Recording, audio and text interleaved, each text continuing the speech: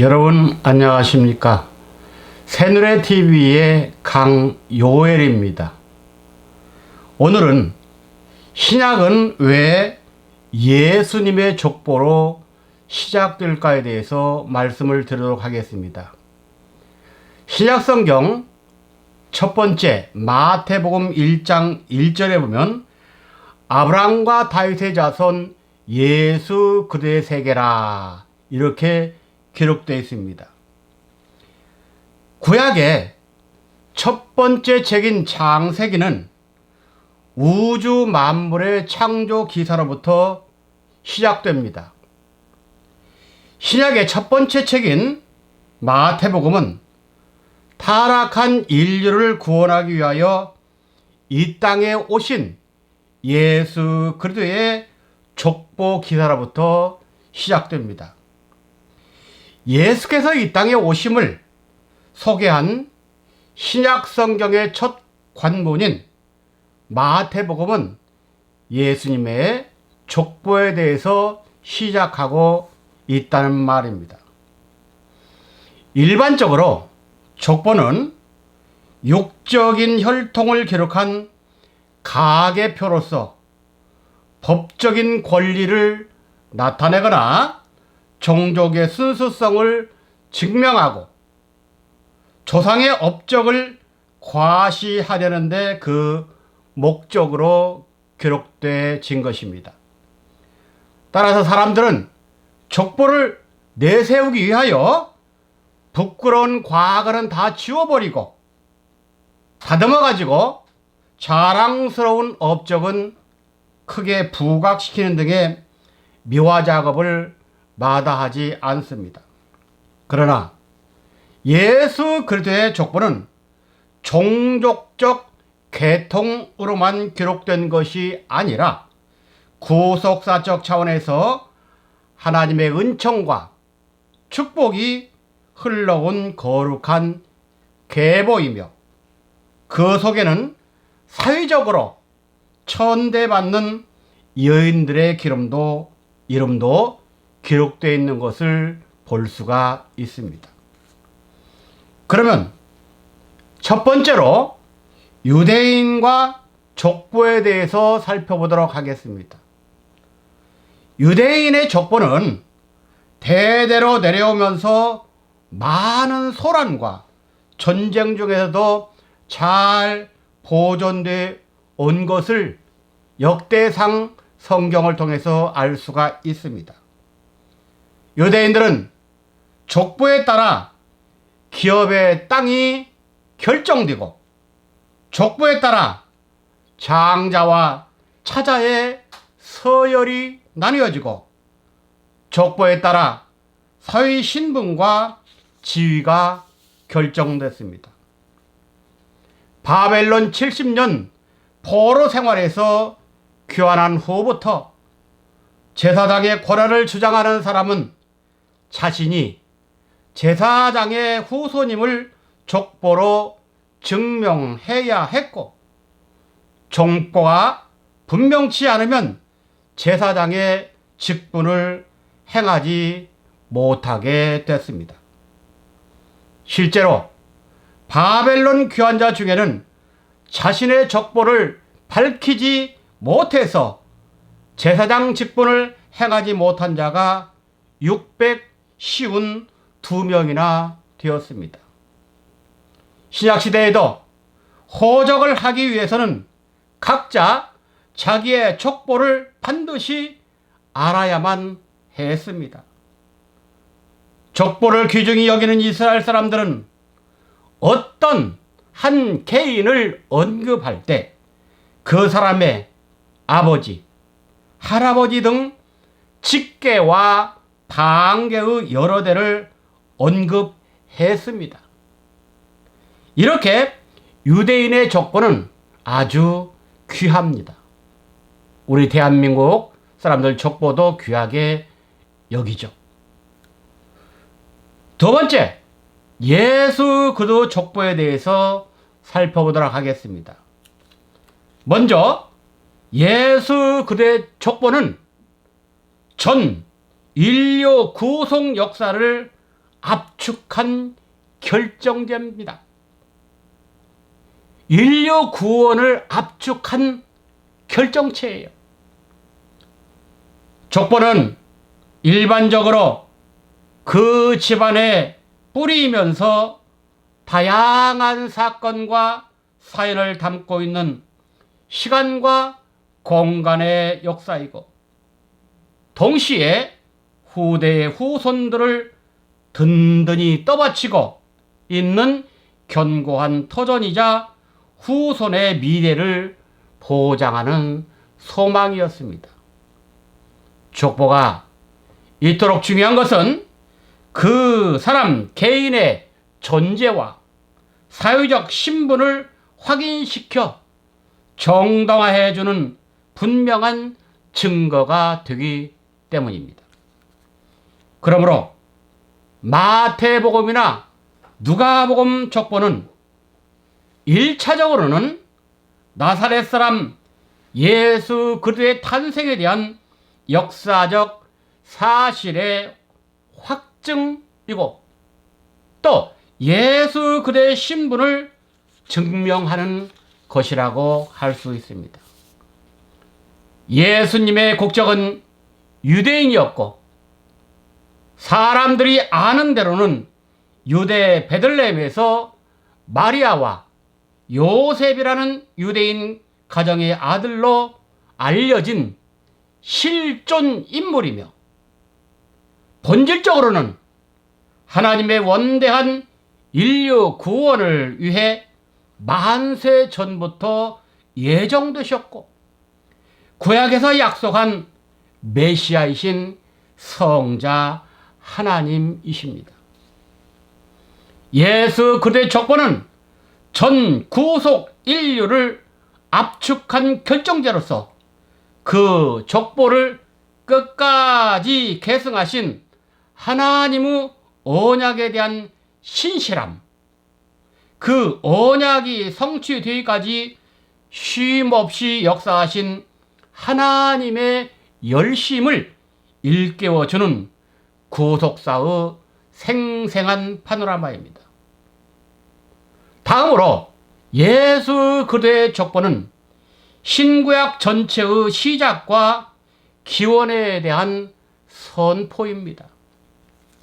마태복음 1장 1절에 예수 그리스도 세계라 했습니다.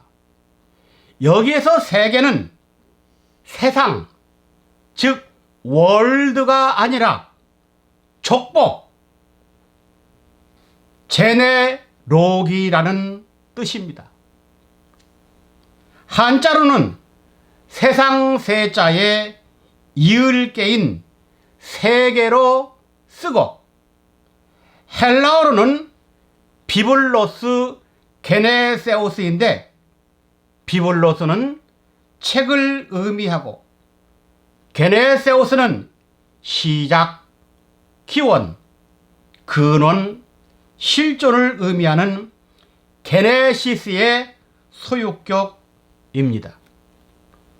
그러므로 마태복음 1장 1절의 세계라는 말은 원어로 계보의 책, 역사의 책, 기원의 책이라는 뜻입니다.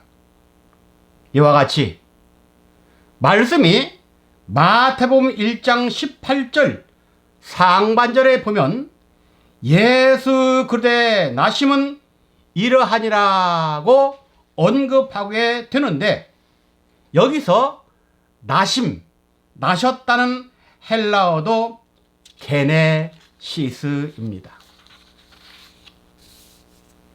구약에 천지 창조의 대략이 이러하니라, 창세기 2장 4절에 나오는 말씀입니다. 또 창세기 5장 1절에 보면 아담 자손의 계보가 이러하니라 했습니다. 여기서 대략과 계보라는 단어는 70인역에서 마태복음 1장 1절에 세계와 같은 비블로스 게네세우스로 번역되어 있습니다.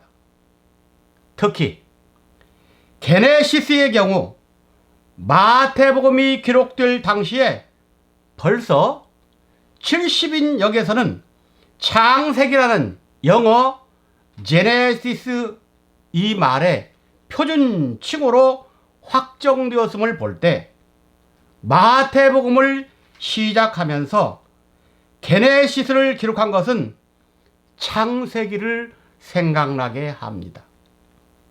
이런 의미에서 마태복음 1장에 예수 그리스도의 족보는 우주와 만물, 사람의 창조, 즉 천지 창조의 대략의 상황, 그리고 아담부터 이루어진 역대 연대의 경건한 족장들의 계보, 창세기 5장을 총망라하는 신구약 전체의 시작과 기원을 선포하는 것으로 볼 수 있다는 것입니다.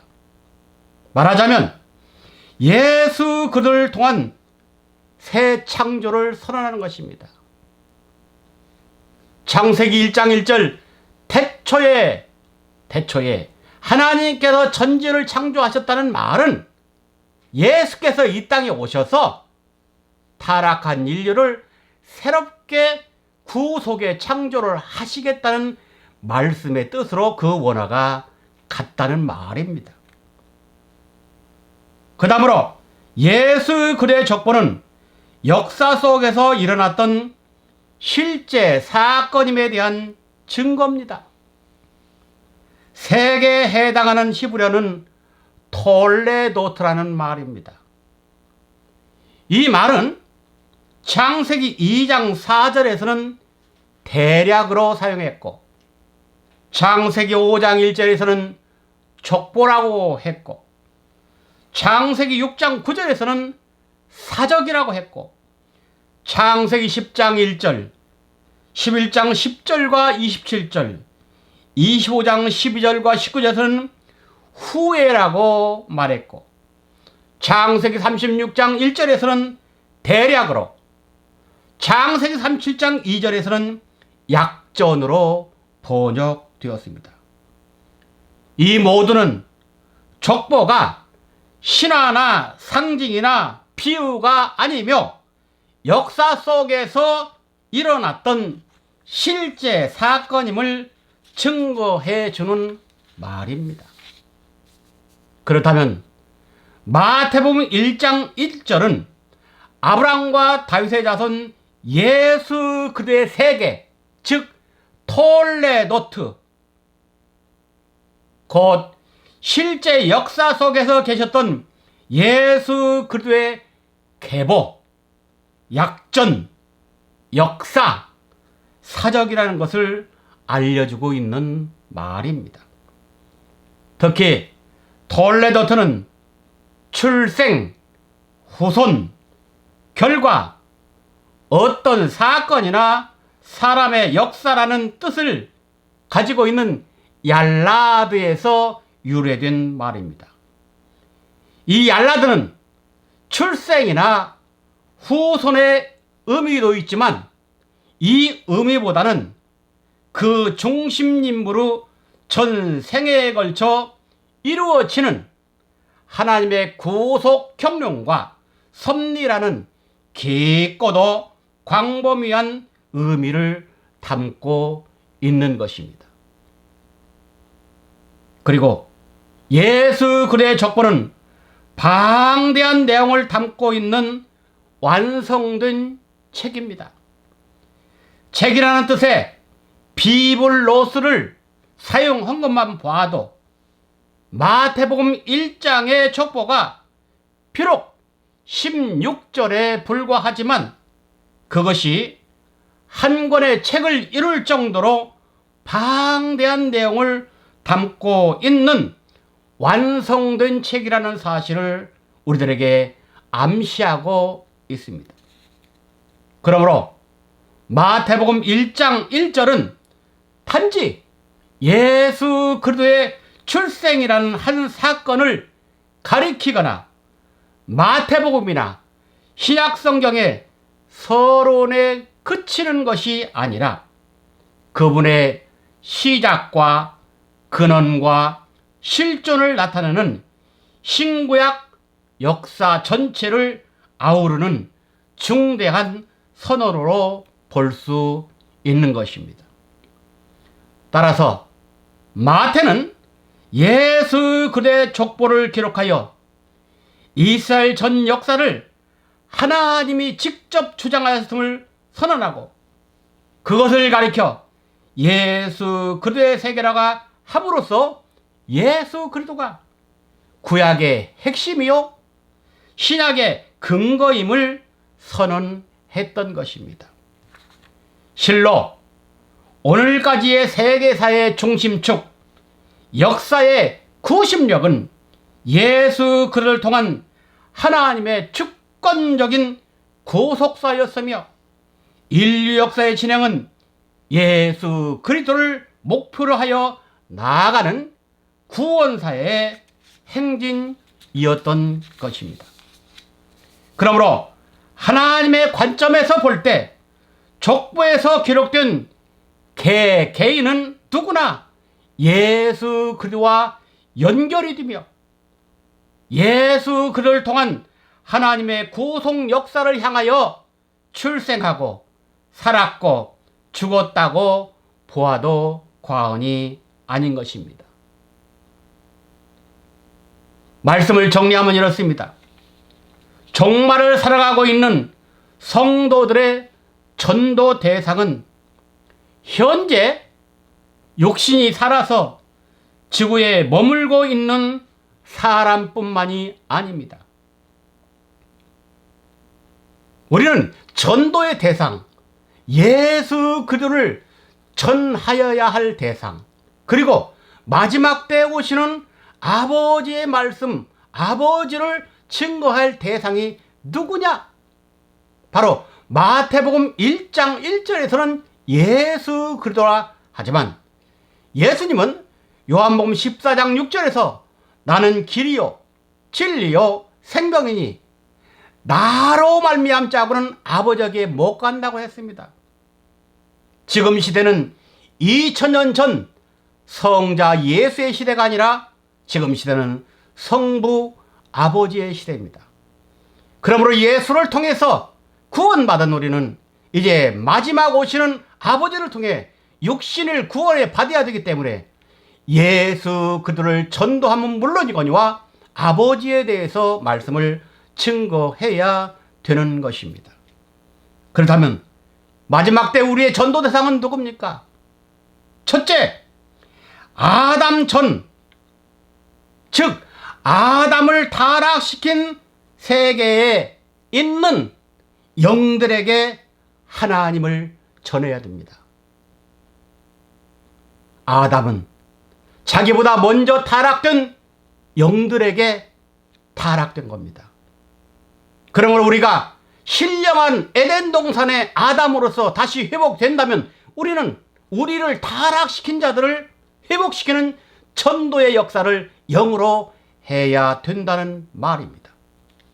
두 번째로 아담 후에 영광의 주님이 초림 때까지 오셨는데 아담부터 타락해서 예수님이 오시기까지 하나님을 알지 못하고 깨닫지 못하고 죽은 영들에게 그들에게 하나님의 세계를 전해야 합니다. 창세기 5장부터 시작해서 창세기 11장, 룻기 4장, 그리고 마태복음 1장에 기록된 아담부터 메시아가 오시기까지 족보에 기록된 사람들을 다 아들 예수와 아버지 하나님의 말씀으로 전도해야 된다는 말입니다.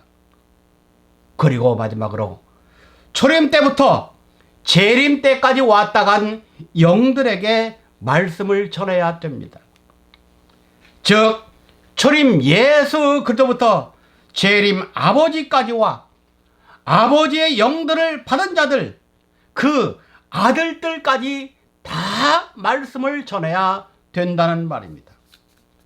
예수 그리스도는 요한복음 1장에서 진리와 은혜라고 오셨다고 했지만 사실 그분은 요한복음 1장 1절에 하나님 곧 말씀 자체였습니다. 말씀 속에는 하나님의 영과 하나님의 생명이 들었다고 요한복음 6장 63절에 가르치고 있습니다. 그러므로 우리가 하나님의 영과 하나님의 생명을 말씀을 통해서 받으면 우리는 이제 타락한 인간들이 하는 말은 없어지고 하나님의 신령한 말씀이 되어 영으로 서로를 전도하게 되는 것입니다. 그래서 예수님도 몸은 죽었지만 영으로서는 노아 때 죽은 영들에게 찾아가서 전도했다고 했습니다. 베드로전서 3장 19절 저가 또한 영으로 옥에 있는 영들에게 전파하시니라 그랬습니다. 왜 영으로 전파했을까요? 영으로 전도할 때 우리는 모세를 대면하게 되고 모세 한 사람을 전도하면 그 시대의 모세가 대표자이기 때문에 그 시대 사람은 모세가 책임지게 되어 있습니다. 우리가 입으로 언어로 말로 전도하면 사탄이 다 알게 됩니다. 그러면 하나님의 구속사는 이루어지지 못합니다. 그러므로 우리가 영으로 전도하는 마지막 종말 시대의 최후의 성도들이 되어야 한다는 것입니다. 사랑하는 성도 여러분, 아담을 타락시켰던 영까지도 전도하시기 바랍니다. 사랑하는 성도 여러분, 아담부터 지금까지 왔다간 영들에게 영으로 전도하는 신령한 하나님의 사람들이 되시기를 주님의 이름으로 부탁함을 드립니다. 감사합니다.